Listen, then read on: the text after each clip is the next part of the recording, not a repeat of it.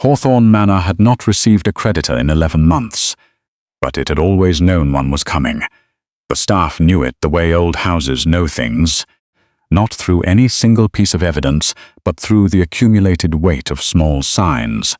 The way the housekeeper, Mrs. Agnes Pruett, had quietly moved the good silver to the cellar in October.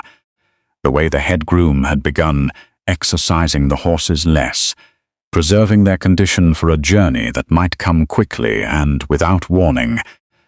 The way the youngest housemaid had stopped asking about the winter ball because she had heard enough of the conversations that stopped whenever she entered a room. To understand there would not be one. The debt was real. Everyone at Hawthorne Manor knew it, though no one spoke of it aloud in the presence of Sir Thomas Ashford, who had spent 3 years perfecting the art of behaving as though a problem ignored was a problem that did not exist. Sir Thomas was not a bad man. He was something more difficult than a bad man. He was a weak one, charming and well-meaning and entirely incapable of resisting a card table, and the combination of those things had, over the course of 7 years, turned a modest but solvent estate into something that owed £13,000 to the Duke of Blackthorne and had no immediate means of repaying it. But Sir Thomas was not there when the Duke's carriage arrived. Sir Thomas had been not there for 6 weeks, visiting a cousin in Bath whose existence had become convenient at precisely the right moment, leaving behind his account books, his debts, his staff, and his daughter. Eleanor Ashford was 24 years old. She had been managing Hawthorne Manor in practice for 3 years and in name for the past 6 weeks, and she had done it with the particular combination of precision and controlled worry that belongs to a person who understands exactly how precarious a thing is and has decided that understanding it clearly is better than pretending it is not. She knew the numbers. She had always known the numbers, had spent evenings at the estate desk going through the ledgers, her father left in disorder, organizing them into clarity that would have been useful to him had he ever chosen to look at them, which he had not. She knew the total of the debt. She knew the date the mortgage note matured. She knew that £13,000 was not a sum that Hawthorne Manor could produce, and she had spent 3 months thinking about that fact from every available angle without arriving at a solution that did not require something she did not have. She was standing in the front hall when the carriage came up the drive. It was a Tuesday in late September, cold and bright, the kind of morning that looked like clarity and felt like a warning, and the carriage that moved between the elm trees toward the house was not a modest one. It was black and well-maintained, with a crest on the door panel that Eleanor recognized before the horses had fully stopped, because she had spent enough time studying the mortgage documents to have memorized the Blackthorne seal. She did not run. She stood at the window for a moment with her hands folded in front of her, watching the carriage door open, and then she turned and walked to the front door herself, before Pruett could reach it, because if the Duke of Blackthorne had come to Hawthorne Manor in person, then this was not a conversation to be managed through a housekeeper. It was a conversation she intended to manage herself. Sebastian Alaric Blackthorne, Duke of Blackthorne, was 31 years old and had been managing the Blackthorne estates since the age of 23, when his father died and left him a title, 12,000 acres, and a philosophy of business so precise it bordered on mathematics. He was not a cruel man, which was something people in the county tended to mention when his name came up, as though the absence of cruelty were a notable achievement in a man of his position rather than a minimum expectation. He was, however, thorough. He was exacting. He did not make exceptions in business matters, not because he lacked compassion, but because he had learned early that exceptions made in sentiment became precedents that compounded into losses, and Blackthorne Hall had survived 4 generations by keeping its accounts clean. He had come to Hawthorne Manor for the same reason he managed everything. Because it needed to be managed, because the mortgage note had matured 3 weeks prior, and Sir Thomas Ashford had not appeared, had not written, had not sent a representative or an apology or a single word to indicate he had any intention of addressing the matter. And Sebastian had decided the matter would be addressed regardless. He had expected to find a household in visible distress. He had expected disorder, perhaps some tears from a housekeeper, perhaps a harried land agent attempting to negotiate on behalf of an absent employer. He had not expected the front door to open before his coachman reached the steps, and he had not expected the woman who opened it to look at him with the specific quality of attention that suggested she had been expecting him and had used the waiting time productively. Eleanor Ashford did not look like a woman in distress. She looked like a woman who was managing one, which was a different thing entirely. She was dressed plainly, not poorly but practically, in a dark wool dress with her hair put up with the efficiency of someone who had not had time to spend on elegance that morning and had not tried to pretend otherwise. She was not beautiful in the way that tended to be described in letters of introduction. She was better than that. She was clear-eyed and composed, and looking at him as though she had already decided how this conversation was going to go and was waiting for him to begin. Sebastian Blackthorne had not expected that. He came up the steps and said his name and his purpose, which was something he did as a courtesy rather than a necessity, since they both clearly knew both already, and she said her name and stepped back from the door in a gesture that was an invitation rather than a retreat and said, "Please, come in, Your Grace. I have the ledgers ready." If this is the kind of story you have been waiting for, a woman who does not flinch and a man who does not expect that, then stay exactly where you are, because this is only the beginning, and the beginning is the quietest part. The study at Hawthorne Manor was a room that told the truth about the estate in the way that a well-kept room can sometimes tell more truth than a badly kept one. It was clean and orderly, which meant someone had been caring for it. The desk was clear except for 3 ledger books and a sheaf of correspondence arranged in a precise stack, which meant someone had been working at it. The fire was laid properly and burning steadily, which meant the household had enough coal and enough discipline to maintain basic function despite everything. And the woman who sat down across the desk from Sebastian and opened the first ledger without being asked to looked like the person responsible for all of it.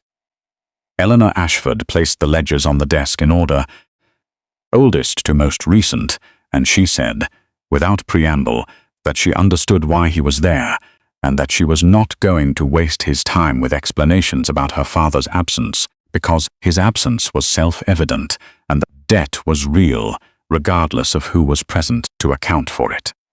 Sebastian, who had prepared for several versions of this conversation, and none of them had started like this, sat down and listened. She walked him through the accounts with the kind of methodical precision that he associated with trained solicitors rather than the daughters of landed gentry. She showed him the full extent of the debt. She showed him the income projections for the estate. She showed him 3 years of declining revenue, and the reasons for each decline itemized with specific reference to the ledger entries, and she did not soften any of it, or apologize for any of it, or attempt to redirect his attention away from any number he might find uncomfortable. By the time she reached the current balance, Sebastian had stopped looking at the ledger and was looking at her. Instead, he said, "You have been managing this estate." It was not a question. Eleanor said, yes, she had been managing it for 3 years in practice, and she was aware that the current financial position was not a manageable one, which was why she was not going to insult his intelligence by suggesting it was. She was going to ask him instead what his intentions were, specifically because she needed to know them in order to begin making arrangements for the staff. Sebastian had come to Hawthorne Manor intending to do one thing, which was to take possession of the property as entitled by the mortgage agreement. He had a solicitor's letter in his coat pocket to that effect. He had a plan for the estate that involved selling the tenant farmland to consolidate with the Blackthorne holdings to the north. He had been confident, before he opened the carriage door, that this was a straightforward matter of property transfer that would take an afternoon and require no particular consideration beyond the legal. He had not, in any version of his preparation for this visit, considered the possibility that the person waiting at the desk would be a woman who had been running the estate competently without salary, without recognition, and without her father, for 3 years, and who looked at him now with the clear-eyed composure of someone who was not asking to be saved and was simply asking for information. He put the solicitor's letter back in his coat pocket. He said, "Before we discuss my intentions, he would like to understand the full picture of the estate's capacity." Eleanor looked at him for a moment, and then she opened the second ledger. It took 2 hours. Sebastian had not expected 2 hours. He had expected 40 minutes. But Eleanor Ashford had 3 years of documented observation about Hawthorne Manor's problems and its potential, and she presented both with equal precision, and by the time they reached the end of the second ledger, Sebastian had concluded 3 things. First, that Hawthorne Manor was not a failing estate, but a mismanaged one, which was a different condition with different implications. Second, that the woman across the desk from him understood the difference with a clarity that most land agents he had employed could not match. Third, that the straightforward afternoon he had planned was not what this day was going to be. He proposed the arrangement on the 3rd hour, and he did it not impulsively but carefully, because he was a man who made decisions carefully, and he had spent the previous 90 minutes arriving at a conclusion that he was aware was unusual, and which he intended to present as what it was, which was a business proposition, not a romantic one. He said the debt was £13,000, and the estate, as currently mortgaged, was worth somewhat less than that on the open market. He said that foreclosing on the property and selling it would recover approximately £11,000, which meant Blackthorne would absorb a loss of £2,000 on a debt it had every legal right to collect in full, which was not an outcome he preferred. He said that there was an alternative arrangement that would eliminate the debt, preserve the estate's operation, and benefit both parties without requiring the displacement of the staff or the tenant families who had farmed the Hawthorne land for generations. He said he was prepared to offer marriage. Eleanor was quiet for a moment. Not the quiet of surprise, he thought, but the quiet of a person who is listening with full attention and will speak when she has something worth saying. She said she understood the financial logic, and she was not going to pretend it was not logical, and she was not going to perform outrage at the proposal, because she had too much respect for both their intelligences to do that. She said she had 3 conditions, and she would like him to hear all 3 before responding to any of them. He said, "Go on."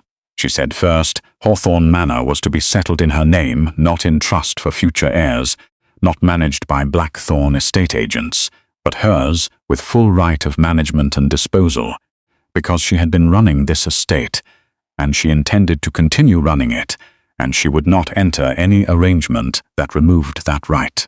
She said, second, they would be honest with one another. Not as a pleasantry, but as an absolute condition. She had spent 3 years managing the consequences of a man who could not face the truth of his own accounts, and she had no interest in repeating that experience in any form.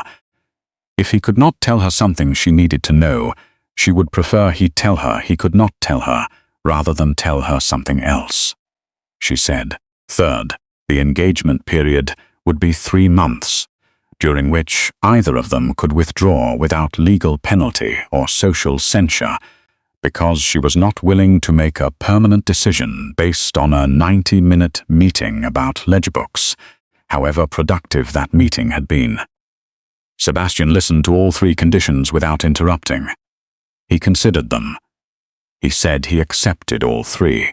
He said Hawthorne Manor would be settled in her name by the end of the week. He said he had no interest in a marriage built on selective truth and found her second condition both reasonable and, frankly, a relief. He said the 3-month period was prudent.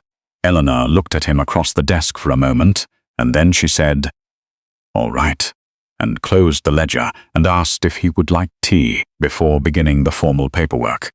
If this story is making you feel something you have not felt in a while, you are in exactly the right place. Subscribe now and stay for what comes next. Because what comes next is the part where it gets complicated in the best possible way. Sebastian returned to Hawthorne Manor 4 days later on estate business, which was nominally about the formal transfer of the mortgage documents, but was actually about a discrepancy he had noticed in the third ledger, a series of land valuations that did not match the market rates for comparable holdings in the county, and which, when he calculated them forward across 3 years, suggested that someone had been systematically undervaluing the estate's income to the benefit of a party who was not the Ashford family. He arrived to find Eleanor already in the estate office with a different set of documents, ones he had not seen during their first meeting, and a particular expression on her face that he was beginning to recognize as the one she wore when she was working through something she had already half solved. She had found it herself, she told him. Edmund Grayson, the estate steward who had managed the Hawthorne accounts for 9 years, had been diverting a percentage of the grain revenue through a secondary contract with a buyer in the neighboring county who happened to be his brother-in-law, and had done so consistently enough across 3 years that the total sum diverted amounted to something in the region of £4,000. Eleanor laid the documents in front of Sebastian in the same order she laid everything, which was the order that told the story most clearly, and she said she had written to 3 of the tenant farmers directly last week, men she had known for years who had queried their lease settlements at various points and been told the calculations were correct, and all 3 had confirmed discrepancies that aligned with the pattern in the secondary contract. She said she needed to know how he wanted to proceed, because Grayson had already been dismissed, but the matter of recovery was one that would likely require legal representation, and Blackthorne's legal counsel was considerably better resourced than anything she could currently access. And she was asking not because she could not handle it, but because it was reasonable to use available resources efficiently. Sebastian looked at the documents for a long moment, and then he said, "You found this in 4 days." Eleanor said she had found it 3 months ago, but had not had the legal standing to act on it, which was one of the reasons the engagement arrangement had been, from a practical standpoint, timely. He looked at her. He said, "You are telling me the estate has a potential recovery of £4,000 that you have already documented and prepared and were waiting to pursue once you had the legal backing to do so," she said. "Yes," he said, "and you presented the estate to me in that first meeting as having a deficit of £13,000, without mentioning the £4,000 you already had evidence to recover." She said, "Yes," because the evidence was preliminary, and she did not present preliminary conclusions, and also because the £13,000 debt was real regardless of the potential recovery, and it had been his decision to make based on accurate current figures rather than speculative future ones. Sebastian was quiet for a moment. He said, "That is either extremely principled or extremely clever." Eleanor said she hoped it was both, and she asked again how he wanted to proceed with Grayson. He said they would proceed together, and he would have his solicitor begin the recovery action by Friday. The recovery of the Grayson funds took 6 weeks and produced a sum of £3,840, which was $400 less than Eleanor's estimate, because Grayson had spent some portion of the diverted income on improvements to his brother-in-law's property that could not be attached. but which was nonetheless a substantial recovery that materially changed the condition of the Hawthorne accounts. During those 6 weeks, Sebastian came to the manor 4 times for estate business and stayed longer each time, not because the business required it, but because the estate had other problems. Besides, Grayson and Eleanor had begun bringing them to the meetings with the matter-of-fact efficiency of a person who had been waiting for someone to... And Sebastian found, each time, that the problems were more interesting than he had expected, and that the person presenting them was more interesting than that.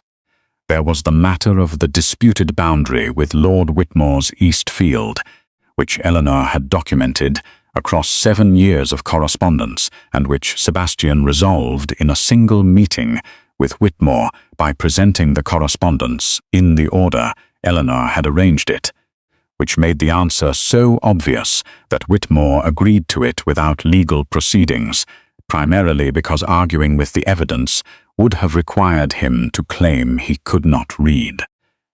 There was the matter of the North Farm tenants, 3 families whose lease terms had become unworkable under the Grayson-era adjustments, and which Eleanor had been trying to renegotiate without authority for 2 years, and which Sebastian formalized and signed off within a week of Eleanor, presenting him with the revised terms she had already drafted.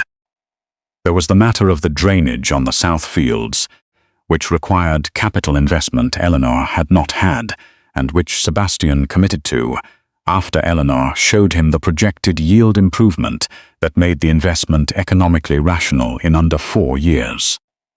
Each time, she came to the meeting with the problem already analyzed and the solution already prepared, and each time Sebastian found himself in the position of a man whose principal contribution was the authority to say yes to things that should have been said yes to years ago. He noticed this. He did not say anything about it immediately, because he was not a man who said things before he had thought them through fully, but he noticed it. He noticed other things as well. He noticed that she thanked the staff by name when they brought things to the office, and that the staff responded to her with the particular ease of people who trusted the person they worked for. He noticed that she remembered details, tenant family names, specific lease terms, the yield history of individual fields, with the precision of a person who had been paying attention not as a duty but as a genuine investment. He noticed that she did not perform competence for his benefit, did not adjust her manner when he arrived or when he left, was the same in the office as she was when he arrived unexpectedly one Thursday, to find her in the North Field, with mud on her boots, directing the clearing of a blocked drainage channel, alongside the farm workers, rather than from a comfortable distance. She noticed him noticing and said nothing about it either, which he also noticed. The flood came in the 3rd week of October, the kind that arrives without full warning, the river to the west of the Hawthorne tenant fields, cresting 2 feet above the level that the old farmhands called Heiress, and it came at night, which was the worst time, because the families in the 3 lowest cottages were asleep when the water began to rise in the lanes between the fields. Eleanor was awake.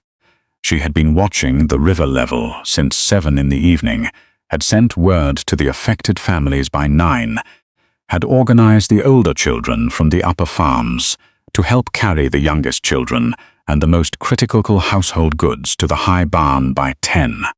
And by the time the water reached the first doorstep, all 3 families were accounted for, dry and installed in the upper barn, with blankets and food from the manor larder, and a fire that the kitchen staff had built in the central hearth at Eleanor's direction.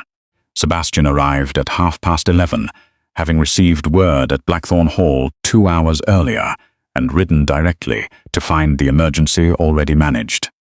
He found Eleanor in the barn, sitting on an upturned crate next to old Thomas Fenwick, the eldest of the tenant farmers, who was 81 years old and had lived at Hawthorne all his life, and was telling her about the last great flood, the one 40 years ago. and she was listening with the complete attention of a person who understood that being listened to was its own kind of comfort. Sebastian stood in the barn doorway for a moment, wet from the ride. Watching, she had not waited to be rescued. She had not waited for anyone at all. She had simply seen the problem coming and solved it, with a particular authority of a person who did not need permission to act, because she had already decided that the people under her care were hers responsibility. And that was the end of the matter. Thomas Fenwick looked up and saw Sebastian in the doorway and said, "Your lady got us all out, your grace, every last one, even old Jacob's dog." And Sebastian looked at Eleanor, who was looking at old Jacob's dog, a large damp animal of uncertain breed who had settled across her feet with the confidence of an animal that has decided this is now its person. And she looked up and met Sebastian's eyes, and there was a moment, just a moment, in which something shifted in the quality of the air between them that had nothing to do with the weather. He said quietly, "Are you all right?" She said yes, and everyone was accounted for, and the water would recede by morning, and she had sent word to the manor kitchen to have breakfast ready for all the families by 7. He looked at her for a long moment in the lamplight of the barn, with the rain on the roof and the fire going, and 10 people sleeping on straw pallets behind her, because she had made sure they were there to sleep safely, and he thought something he did not say yet, because he was a man who thought things through before he said them. But he thought it clearly and without qualification, which was that this woman was extraordinary. The following Tuesday, Sebastian Blackthorne rode to Hawthorne Manor, not on estate business. He arrived in the early afternoon and asked for Eleanor, and found her in the garden going over the drainage survey for the south fields, with a measuring string and a level, a tool she held with the matter-of-fact ease of a person who had learned to use it, because she needed to know how, and he walked down through the kitchen garden to where she was working, and said, without preamble, because she had asked for honesty and he intended to give it, that he had come to tell her that he was no longer approaching this arrangement the way he had approached it in September. She stood up from where she had crouched over the survey and looked at him, and said she knew. He said, "How long have you known?" She said, "Since the flood, more or less, though she had suspected it earlier." He said, "What did you suspect earlier?" She said she had suspected that the arrangement was becoming something other than a business proposition, approximately 2 weeks after it started, when he had taken 3 hours to review a drainage survey that required 40 minutes, and had asked her opinions on things that were outside the scope of the mortgage documentation, and had begun arriving at times that were not specifically required by any scheduled business. He was quiet for a moment. He said, "And you did not say anything?" She said, "Neither did you." He said, "No." She said, she thought they were both being careful. He said, "Yes." She looked at him for a moment, and then she said that she wanted to tell him something about the second condition, the honesty one, which was that she had been careful not to tell him things that she was uncertain of, and one of the things she had been uncertain of was herself, specifically whether what she was feeling was genuine, or whether it was the reasonable result of proximity and common purpose and the enormous relief of having someone competent to work with after 3 years of working alone. And she had not wanted to say something she was not sure of, because she took the honesty condition seriously, and she thought half-formed feelings were not honest ones. Sebastian listened to this with the particular quality of attention he gave to things that mattered. He said, "And are you more certain now?" Eleanor said, "Yes." She said she was considerably more certain now. He said, and she said the "and" was that she thought 3 months was a reasonable period for a decision, and they had 4 weeks left of it, and she was not going to rush the end of it artificially, just because she was considerably more certain, because she had also made a condition about having the right to think things through, and she intended to honor that condition even when it applied to herself. Sebastian looked at her for a long moment. Standing in the kitchen garden with the measuring string in one hand and mud on her second-best shoes, and the particular expression she wore when she had said a thing clearly and was waiting to see how it landed. He said, 4 weeks, she said. 4 weeks, he said. All right. And they went back to the drainage survey, and she showed him the level discrepancy on the south field's east corner, and he made a note of it, and neither of them said anything else about the other thing. But the air between them was different from that point forward, in the way that air is different after something has been said clearly that both people needed to hear. It was at the end of November, 3 days before the engagement period would formally conclude, that Dowager Countess Beatrice Ashcombe arrived at Hawthorne Manor, which was not something Eleanor had been informed of in advance, which she later concluded had been intentional on Sebastian's part, not maliciously but practically, because Beatrice Ashcombe was a woman who preferred to arrive where she was not expected, on the theory that what a person looked like when they did not expect her was more informative than anything they might show her when they were prepared. Beatrice was Sebastian's father's eldest sister, and she was 70 years old, and she had been the social conscience of the Blackthorne family for 40 of those years, which meant she had opinions about the family's decisions that were both consistent and precisely articulated. And she had come to Hawthorne Manor because she had heard about Eleanor Ashford from 3 separate sources, and none of the accounts had matched any of the others, which in her experience meant the woman in question was either a fraud or an original, and she intended to determine which. Eleanor was informed of the Countess's arrival by Mrs. Pruitt, who delivered the news with the specific expression of a housekeeper who has been handed a problem and is not certain whether to apologize or warn. And Eleanor thanked her and went to change out of her working dress, which she did in 12 minutes, which was as long as it took her to put on the navy wool dress that was her best, and to repin her hair, and then she went down to the front parlor where Beatrice Ashcombe was sitting in the best chair with the particular posture of a woman who had been deciding things about people before they walked through the door since approximately 1820. The Countess looked at Eleanor when she came in, and Eleanor looked at the Countess, and for a moment neither of them said anything, in the way that 2 people who are both estimating something will sometimes stand in the same silence. Then Beatrice said, "Well, sit down," and Eleanor sat down, and they talked for 2 hours. Beatrice asked Eleanor about the estate accounts, not socially but specifically, with the genuine interest of a woman who had managed her own household finances for decades and found the subject more interesting than most people expected. Eleanor answered specifically. Beatrice asked about the Grayson matter. Eleanor explained it without melodrama. Beatrice asked about the flood. Eleanor described it as a logistics problem that had been solved. Beatrice asked about Sebastian. Eleanor said, with the particular care she brought to things she was being honest about, that she thought he was a better man than he gave himself credit for being, and that she suspected he had spent so long being the person everyone needed him to be, that he had not had many opportunities to find out what he actually liked. Beatrice was quiet for a moment, and then she said, "And what do you think he likes?" Eleanor said she thought he liked clarity, and problems that could actually be solved, and arguments he had to think about, and she thought he liked being somewhere that did not require him to be the most important person in the room for 5 minutes.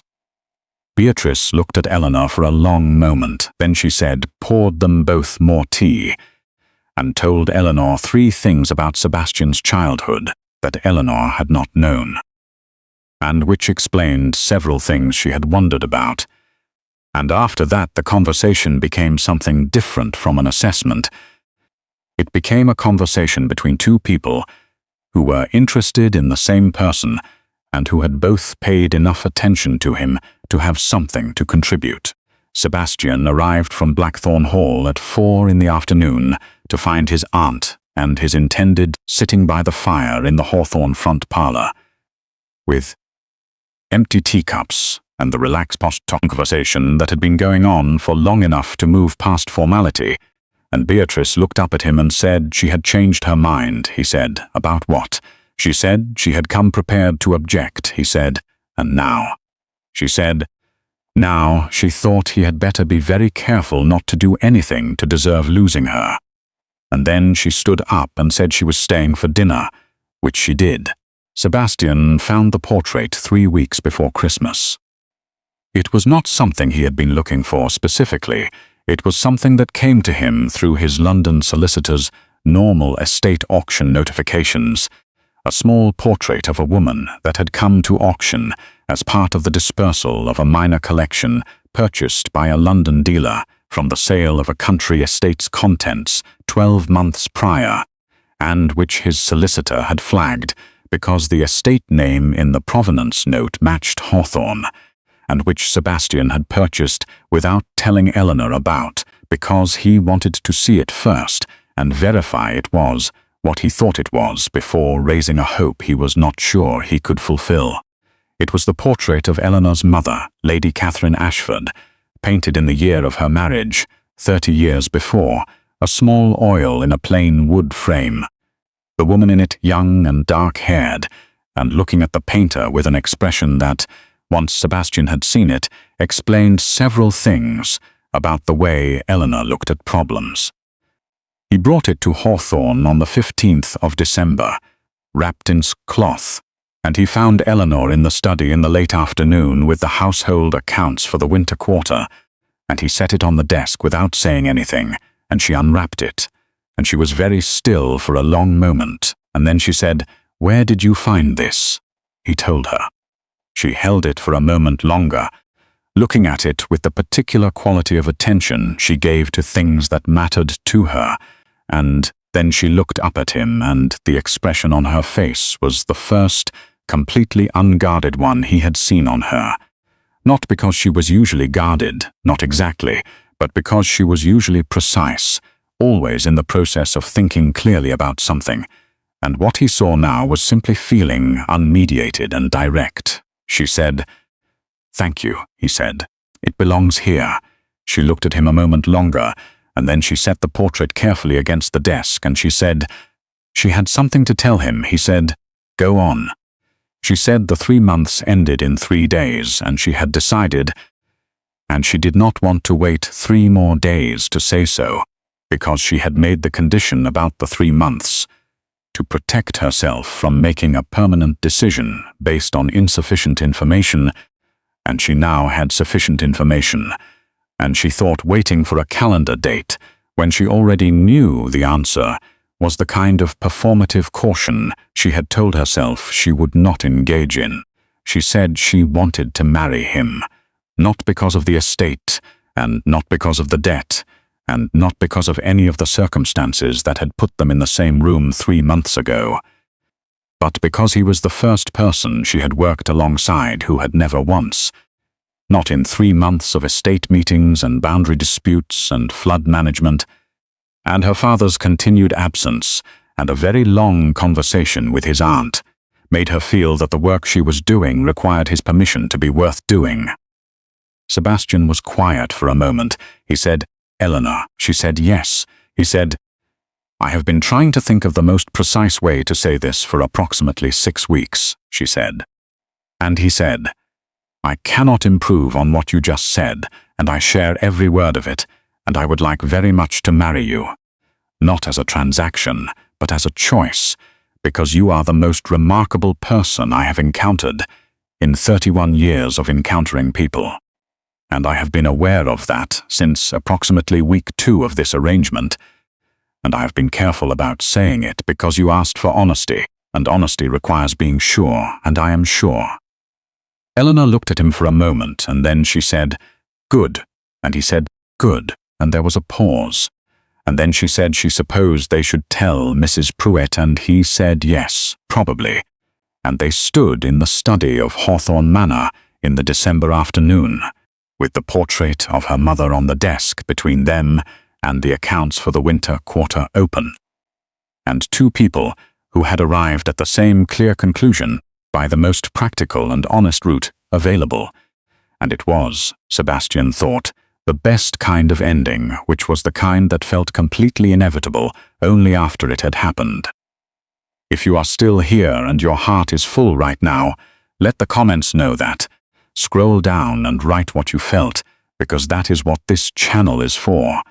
And like this video and subscribe, so the next story finds you the same way this one did.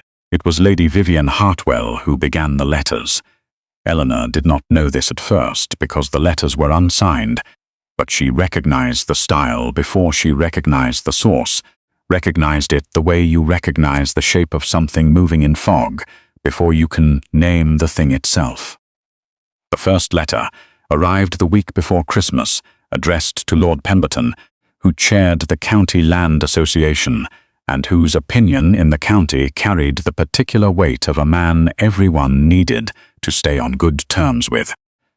The letter suggested that the accounts Eleanor had presented to the Duke of Blackthorne as evidence of the estate's recoverable value had been selectively compiled, that certain documents had been altered, and that the entire engagement arrangement was not a business proposition genuinely entered into, but a calculated maneuver by a woman of no fortune and limited prospects to secure a title through the appearance of competence. Eleanor heard about the letter from Lord Pemberton's land agent, who told her directly and without embellishment. Because he had worked with Eleanor on the Whitmore boundary matter, and he thought she deserved to know. She thanked him and went back to the manor and sat at the desk for an hour, going through every document she had ever shown Sebastian from the beginning.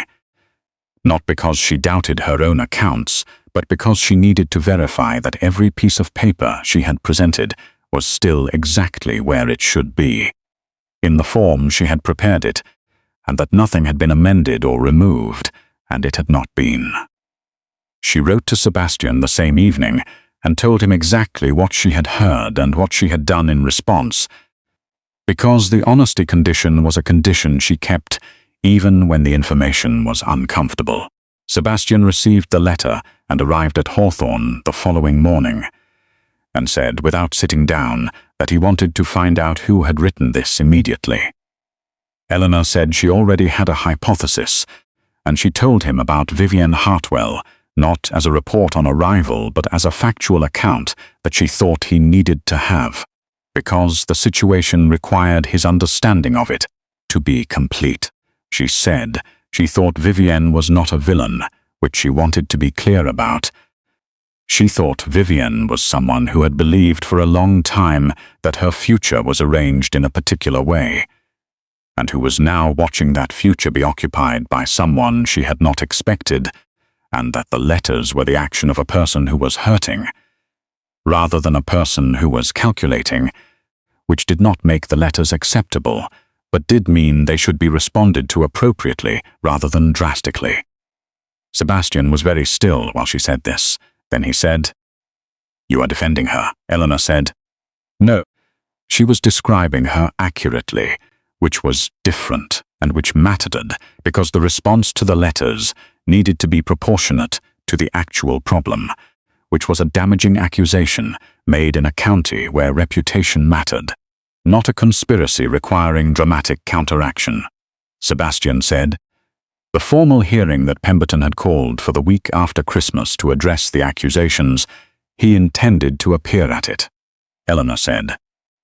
She knew, and she was asking him not to. He said, Eleanor, she said, if he appeared to defend her, every account of the hearing would record that the Duke of Blackthorne had come to defend his fiancée's reputation, and the conclusion people would draw from that was that she needed defending, and the conclusion under that conclusion was that there might be something to defend against, and she needed neither of those conclusions attached to her name or to his. She said, "I will answer for myself." He said, "You should not have to do this alone." She said, "I am not alone. I have 3 years of ledgers, the sworn statements of 4 tenant farmers, the testimony of Lord Pemberton's own land agent, the correspondence with Lord Whitmore, and the recorded recovery from the Grayson litigation. none of which supports the accusation and all of which is documented in the original form it was created. And she said, "I have never done anything that required hiding, which means I have nothing to hide, and the best argument for that is the evidence, not a duke standing beside me vouching for my character." Sebastian looked at her for a long moment. He said, "And if it goes wrong?" She said, "It will not go wrong." He said, "But if it does," she said, "then we address the outcome of that together." But she would like the opportunity to address the accusation herself first. He said, "All right." She could see it cost him something to say it, which she thought mattered. But he was a man who found it difficult to stand back when he could act, and he was choosing to trust her judgment over his own instinct. And she filed that away in the part of herself that kept track of things that told her who a person was. The formal hearing was held on the 28th of December in the County Hall, before Lord Pemberton and 4 other members of the Land Association, with a dozen observers from the county who had come because this was the most interesting thing to happen in Ardenshire since the Grayson matter, which had itself been considerably interesting. Eleanor arrived alone, which was noted. She sat at the table facing the panel, and she arranged her documents in front of her in the order that told the story most clearly, because that was how she always arranged things. And she waited for the accusations to be presented formally, and then she addressed them. She did not perform. She did not declaim. She presented the documents in order. She answered each question specifically. She cross-referenced the ledgers with the independent testimony of the tenant farmers. She produced the original correspondence with Lord Whitmore that demonstrated the boundary resolution had been in progress before Sebastian's involvement. She produced the solicitor's documentation from the Grayson recovery that established her role as the person who had identified the fraud and prepared the initial evidence. And she did all of this with the same precise, unrhetorical clarity that she brought to everything, because she had learned at 21 that the clearest argument was the one that did not require the audience to be convinced of your character, only to look at the evidence. It took 2 hours. Lord Pemberton asked 4 questions. 2 other panel members asked 3 questions between them. The other 2 panel members asked no questions because the documents had answered them already. At the end of the 2 hours, Lord Pemberton conferred briefly with the panel, and then said that the association found no basis for the accusations presented, that the accounts of the Hawthorne estate as presented to the Duke of Blackthorne had been accurately represented, and that the management of the estate over the previous 3 years reflected competent and diligent administration, and that the formal record would reflect this finding in full. Eleanor thanked the panel. She gathered her documents. She stood up and turned, and found that the room behind her, which she had entered empty except for the observers, was no longer empty in the way it had been, because Thomas Fenwick was sitting in the 3rd row with 2 other tenant farmers, and the Hawthorne housekeeper, Mrs. Pruett, was sitting beside them, and Lord Pemberton's land agent was in the back row, and at the end of the 2nd row, having arrived at some point during the proceedings without Eleanor having seen him enter, was Dowager Countess Beatrice Ashcombe, who met Eleanor's eyes and gave a single nod that contained within it a complete review and its conclusion. Eleanor walked out of the county hall into the cold December afternoon, and Sebastian was waiting outside on the steps, because he had not gone in but he had not left. And she came through the doors and he looked at her, and she said it was fine. He said, "I know." Edwin was inside. She said, "You had someone inside." He said, "I needed to know, and I stayed outside, and those were the 2 things you asked me for." She looked at him for a moment, standing in the December cold, and then she said, "Yes, they were." And he said, "How are you?" And she said she was tired, and he said that was allowed. And she said, yes, she supposed it was. And he offered her his arm. And she took it, and they walked down the steps of the county hall in Ardenshire on the 28th of December. past the groups of observers who were rearranging their opinions in real time, and along the main street toward the carriage, and neither of them said anything for a while. And it was, Eleanor thought, exactly the right kind of silence, the kind that did not need filling because it already held everything that mattered. The following day, a note arrived at Hawthorne Manor addressed to Eleanor in handwriting she recognized. It was from Vivian Hartwell, and it said 3 sentences. It said she had attended the hearing and heard the evidence. It said she owed Eleanor an apology she was not yet capable of making well, and she thought an inadequate apology was worse than a delayed one, so she was not making it yet. It said she hoped at some point to be capable of making it properly. Eleanor read it twice, and then set it aside and thought about it for an hour, and then she wrote back a single paragraph that said she accepted in advance an apology she was not yet being offered, that she understood the difference between grief and malice, and did not believe Vivian had acted from malice, and that she hoped Vivian found what she was looking for, genuinely and without condition. She did not show the letter to Sebastian until 3 days later, because she wanted to think about whether it was the right response first. And when she did show it to him, he read it and was quiet for a moment, and then said, "You did not need to do that," she said. No, but she had wanted to, and she thought there was a difference between what was required and what was right. And she preferred, when possible, to do the right thing rather than only the required one.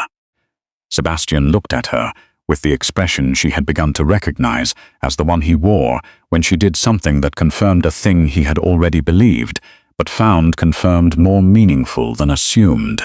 He said, "I know," she said, "and that is the 3rd time you have said that to me when I have done something you did not expect." He said, "It will not be the last time."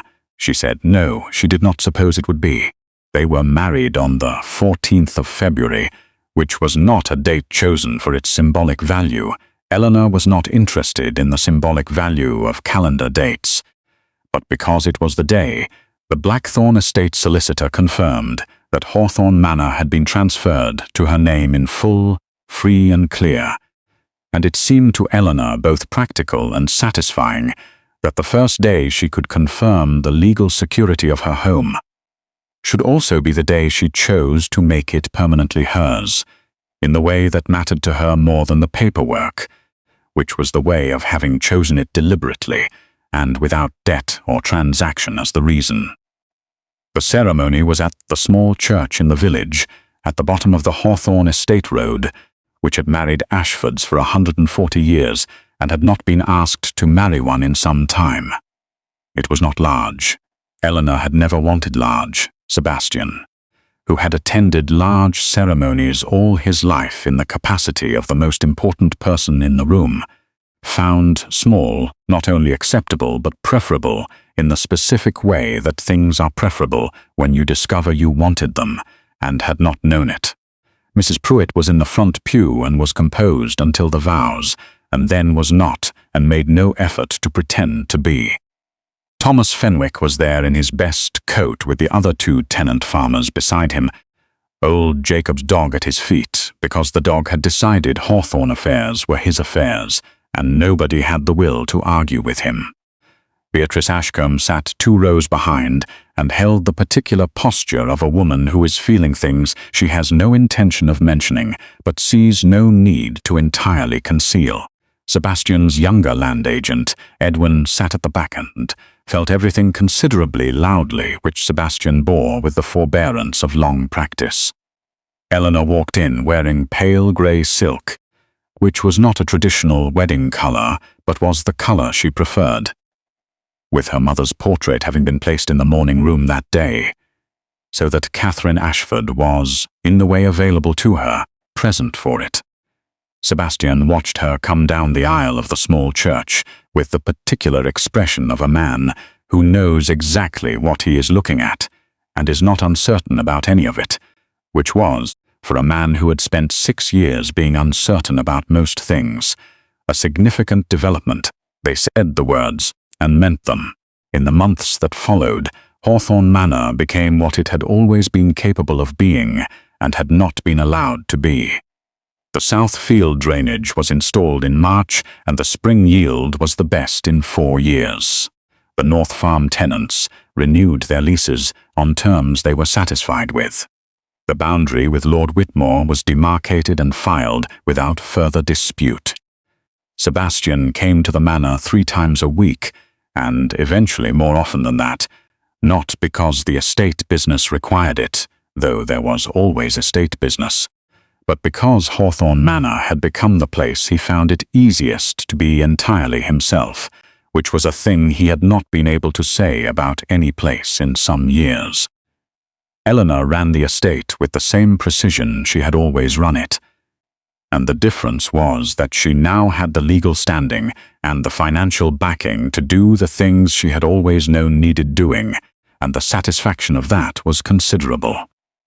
She also, for the first time in 3 years, slept properly, which Sebastian noticed, and Pruett noticed, and old Jacob's dog noticed in his way, which was to stop sleeping across the study doorway, and start sleeping in the morning room instead, which was warmer and had better rugs, and which Eleanor had told him 3 times was not for dogs, a statement he received with the polite indifference of an animal who has his own opinions about property law.